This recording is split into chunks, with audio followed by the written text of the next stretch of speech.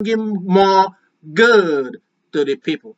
So instead of people to think about, even if they divide, to say, for the sake of peace, let's be United States of Nigeria, or let the people make up and agree on what they want to be, they would have had, instead of having one vote in the United Nations, then they may have two or three or four or six votes in the United Nations, which is why the West will never agree to that. They don't want it. They like to bring people, if possible. Here in America, they see Africa as one country. People, those that live here in America, ask them, oh, where are you from? From Africa. This idea of all this, they don't know there are more than 50 countries in Africa. Oh, you're an African.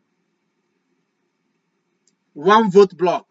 So instead of those men, for example, for the sake of peace, could come to say that let's fix this problem and the way we started before, and then rebuild what has been lost in the trust. My grandfather fought against the British in order for Nigeria to become what it is today.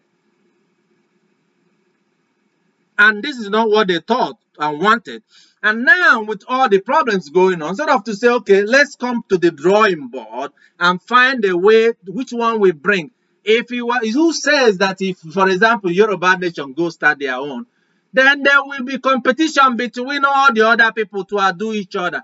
As long as there is an arrangement, if somebody doesn't succeed, they can come back. In America, to have a real confederation, there was a competition that built America. Every people were organizing together to build the nice and beautiful. There is a condition and criteria to be met in order to become a state within the confederation.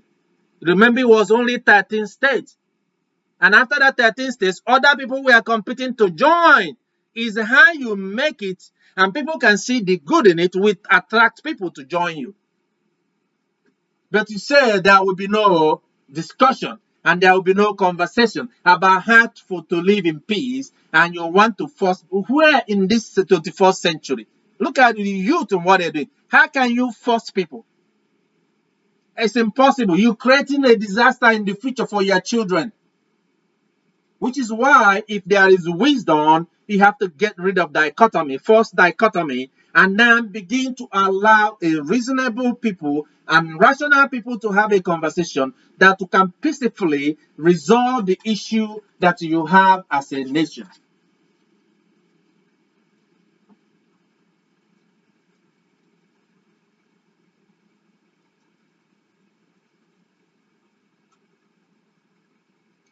And that leads to the slippery slope, flawed reasoning. Slippery slope. Because you have already used something stupid, like they said.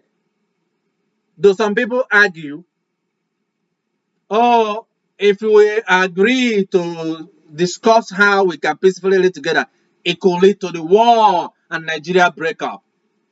That means you're shutting down conversation and discussion about people's grievances.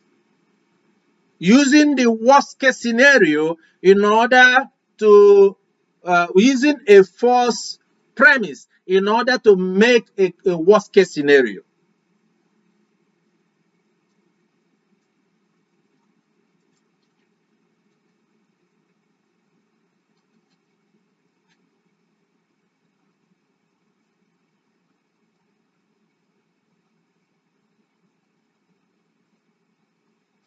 No one can be or receive anything if they ever say they don't agree with you or the rules that you have set. That's the worst kind of situation. Or if they break one of your rules, the worst kind of situation, something that is so simple that can easily be resolved, you use it to create the completely annihilation of the other people.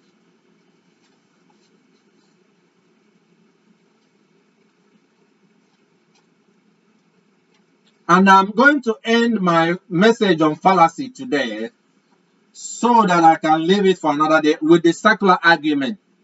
I am right because I am right. I already said it before, circular argument. You know, an argument that they make. We are better together. And therefore, no conversation will be held about your injustice.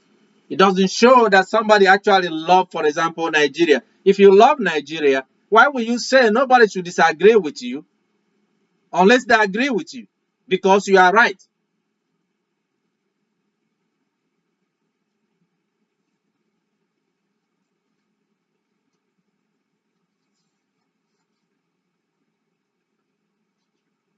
All these things that I'm saying, how is it happening into your life?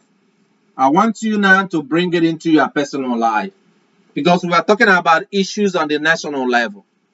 But some of you may be married, you may be with your parents, you may be with your children, you may be with your friends, you may be in a union or social club, you may be in a group in the Facebook, but you always like to speak and act in any of the manner that is described today.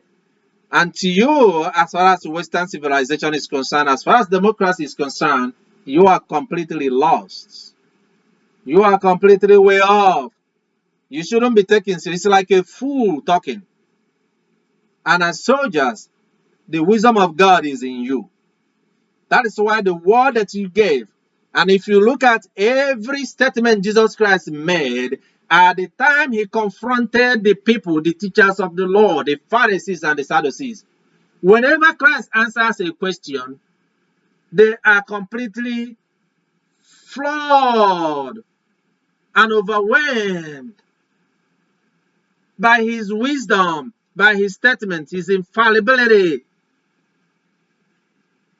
that they couldn't find a way to disagree with him because he is always of a sound mind.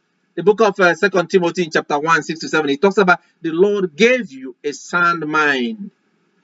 Therefore, when you open your mouth to give an answer to somebody or to support to somebody, you have to look at to know when it is a trick.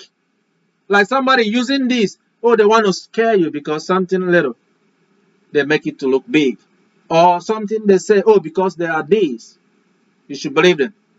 When I speak to you, I say, yes, I'm general overseer, but if I say something that is wrong, no, I'm not going to say, because I am general overseer, and therefore I am right. I tell you why what I'm saying or what God is saying to you is so, just as I'm doing today.